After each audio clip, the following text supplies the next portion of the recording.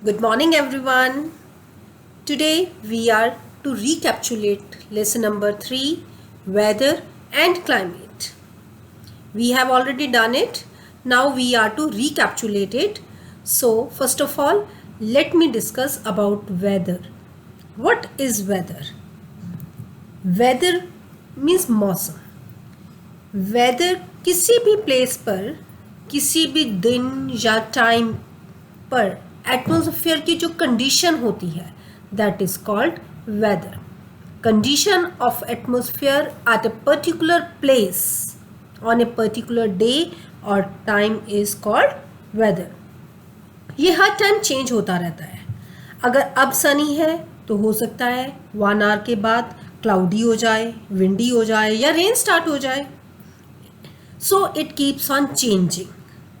ये temporary phenomena है, means ये परमानेंट नहीं है, थोड़ी देर के लिए रहता है और हो सकता है उसके बाद चेंज हो जाए. कई चीज़ें हैं जो वेदर को, मौसम को अफेक्ट करती हैं, जैसे कि condition of air, temperature, wind, हवा चल रही है, हवा में मॉइस्चर है तो दैट इज़ ह्यूमिडिटी, या रेन हो then also weather becomes pleasant. So in this way many things affect the weather of a place. Next comes climate. Climate is the sum total of a weather at a place over a very long period of time. जो भी weather होता है वो per day का होता है. इसको record करते रहते हैं और उसकी एंड में एवरेज निकाल लेते हैं. बहुत सालों तक इसको नोट किया जाता है. थोड़ा बहुत चेंज आ सकता है. इट रिमेन्स मोर और less the same for years and years. और इसको लॉन्ग टर्म फिनोमेना कहते हैं क्योंकि ये कई सालों का जो डाटा है उसको कलेक्ट करके बनाया जाता है. जैसे हमारे पंजाब में हम कहते हैं from April to June it is hot weather, means climate यहाँ का हॉट रहता है. ये कई सालों के रिकॉर्ड किया हुआ है, वेदर को रिकॉर्ड किया हुआ है, जिससे हम इस कंक्लूजन पे निकले हैं कि क्लाइमेट जो है इस प्लेस पर गर्म रहता है. So climate is the sum total of weather.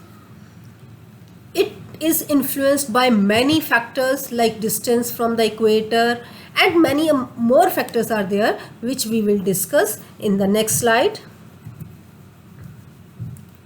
So there are the factors which influence the climate of a place. First of all, we are to do distance from the equator. You know, our earth is divided into two parts. Equator is an imaginary line which is dividing earth into two equal halves, northern hemisphere and southern hemisphere. तो equator से जो area equator के पास होगा, equator पे सन की race direct पड़ती हैं और वर्टिकल पड़ने के कारण ये एरिया बहुत हॉट रहता है. यहाँ पर सन की रेस स्मॉल एरिया को कवर करती हैं और ये बहुत कंसंट्रेटेड होती हैं, जिस कारण से यहाँ पर वेदर हॉट और ह्यूमिड रहता है. जैसे जैसे हम इक्वेटर से दूर जाते जाएंगे, पोल्स की तरफ जाते जाएंगे, तो सन की रेज जो है स्लांटिंग पड़ती जाएंगी और वो इतनी गर्म नहीं होती जितनी कि इक्वेटर पे होती है. सो इसीलिए पोल्स जो हैं वो स्नो कवर्ड होते हैं and they are cooler as compared to the areas near the equator. So next is distance from the sea. Distance from the sea भी affect करता है कि climate कैसा है, किसी place का climate कैसा है. अगर कोई place sea के बिल्कुल पास है तो वहाँ पर moderate type का climate होगा. जैसे जैसे हम सी से दूर जाते जाते हैं वहाँ पर एक्सट्रीम टाइप का क्लाइमेट हो जाता है.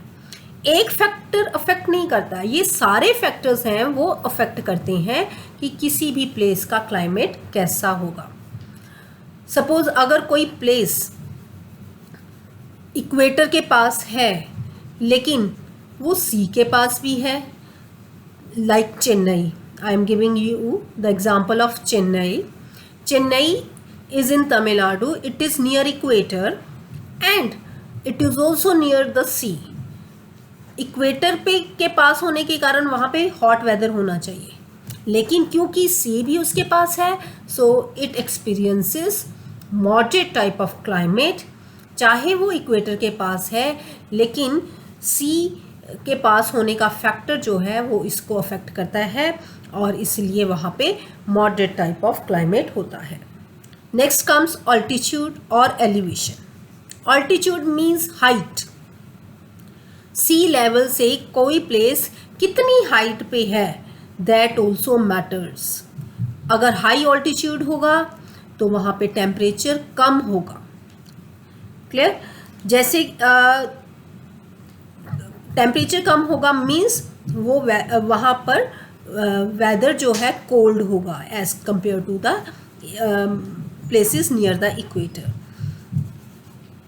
जैसे जैसे हम हाइट पे जाते जाते हैं वैसे वैसे टेम्परेचर जो है कम होता जाता है. कोई प्लेस चाहे इक्वेटर के पास है लेकिन अगर वो हाइट पे है देन वहाँ पर टेम्परेचर कम होगा. Suppose I am giving you one example of Ooty. Ooty जो है वो इक्वेटर के पास है. Ooty is also in Tamil Nadu. Ooty hill station है जो कि इक्वेटर के पास है लेकिन वो हाई ऑल्टीट्यूड्स पे होने के कारण हिली एरिया ना, तो हिली एरिया मीन्स उसकी हाइट जो है सी लेवल से ज़्यादा है. उसकी हाइट ज़्यादा होने के कारण वहाँ पर टेम्परेचर जो है लो होता है. सो इस तरह से ऑल्टीट्यूड और एलिवेशन भी है एक ऐसा फैक्टर जो किसी भी प्लेस के क्लाइमेट को अफेक्ट करता है. Next comes direction of the winds. Direction of the winds का मतलब होता है कि हवा की कौन सी दिशा में हवा चलती है, कौन सी डायरेक्शन में हवा चलती है. अगर कोई हवा ड्राई एरिया से चले तो नेचुरली वो ड्राई होगी, लेकिन सीज के ऊपर से चलने वाली हवा जिसे सी ब्रीज कहते हैं वो अपने अंदर मॉइस्चर कैरी कर लेते हैं और मॉइस्चर कैरी करने के कारण उनके बीच में वाटर कंटेंट ज़्यादा होता है और वो कूलिंग इफ़ेक्ट देते हैं जो कि सी कोस्ट के पास जो भी एरियाज़ हैं वहाँ पे कूलिंग इफ़ेक्ट उसका हो जाता है. लेकिन अगर वही हवा ड्राई एरिया से चले, लैंड से चले, दूसरी लैंड के दूसरे हिस्से पे चले, वो ड्राई होगी, उसके अंदर वाटर कंटेंट नहीं होगा, तो वो ड्राई विंड्स जैसे कि लू चलती है राजस्थान में गर्मियों में, पंजाब में, वो क्योंकि गर्म एरिया से चलती हैं, लैंड से लैंड की तरफ चलती हैं, so they are dry and hot. Same way सर्दियों में जब चलती है हिमालय से चलती हैं, हवा की डायरेक्शन जो है नॉर्थ से आती हैं, तो दीज आर चिल्ड. वो चिल्ड होती हैं क्योंकि वो स्नो कवर्ड एरिया से लैंड की तरफ चल रही होती हैं. So in this way direction of the wind also affect the climate of a place. Next comes humidity. Humidity means amount of moisture in the air, कि एयर के अंदर वाटर वेपर के कितने कंटेंट है, कितना अमाउंट है, that is called humidity. Humidity ज़्यादा होगी तो रेनफॉल के चांसेस ज़्यादा होते हैं. कोस्टल एरियाज़ में ज़्यादातर ह्यूमिडिटी होती है क्योंकि वहाँ से सी ब्रीज चलती है और उनके अंदर बहुत मॉइस्चर होता है. So in this way humidity also affect the climate of a place. Next we have climatic zones. Same तरह का क्लाइमेट होने के कारण हमने अपनी अर्थ को 3 क्लाइमेटिक जोन्स में बांटा हुआ है. जैसे बहुत हॉट एरिया जो है, जो इक्वेटर के पास है, जहाँ पे सन की रेज वर्टिकल पड़ती हैं, डायरेक्ट पड़ती हैं, जो बहुत हॉट और ह्यूमिड है, इस एरिया को, इस जोन को कहते हैं torrid zone. Torrid zone is an area which lies near the equator। Equator के आसपास का एरिया, यानी कि ट्रॉपिक ऑफ कैंसर से लेके ट्रॉपिक ऑफ कैप्रिकॉर्न तक का जो एरिया, जो यहाँ पर येलो पार्ट में दिखाया गया है, that is called torrid zone. यहाँ पे सन की रेज डायरेक्ट पड़ती हैं, ये बहुत हॉट और ह्यूमिड रहता है, और यहाँ पर रेनफॉल भी हो जाती है, क्योंकि जब ह्यूमिडिटी बढ़ती है रेनफॉल होती है। So this area lies near the equator, from tropic of Cancer in the northern hemisphere से लेकर के tropic of Capricorn from of southern hemisphere. Next comes temperate zone.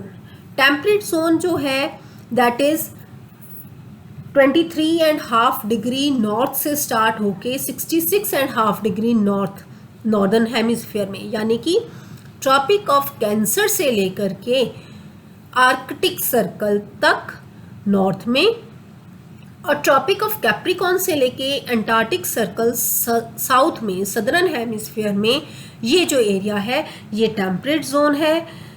इस एरिया में सन की रेज स्लांटिंग पड़ती हैं, और ये एरिया टेम्परेट जोन में आता है। ये ना ज़्यादा गर्म होता है ना ज़्यादा ठंडा होता है। Next comes frigid zone. Frigid zone lies from Arctic circle to north pole in the northern hemisphere and from Antarctic circle to the south pole in the southern hemisphere। ये ऑलमोस्ट स्नो कवर्ड एरिया है, snow से covered रहता है, और सारा साल यहाँ पे बर्फ जमी रहती है। इन दिस वे क्लाइमेट जो है that is different in different parts of the world. Some regions are hot throughout the year and some are very cold and covered with snow. Some places are getting very high rainfall and some places like deserts are not getting enough rainfall. So in this way different regions, different parts of the earth have different type of climate. That's all from my side. Thank you.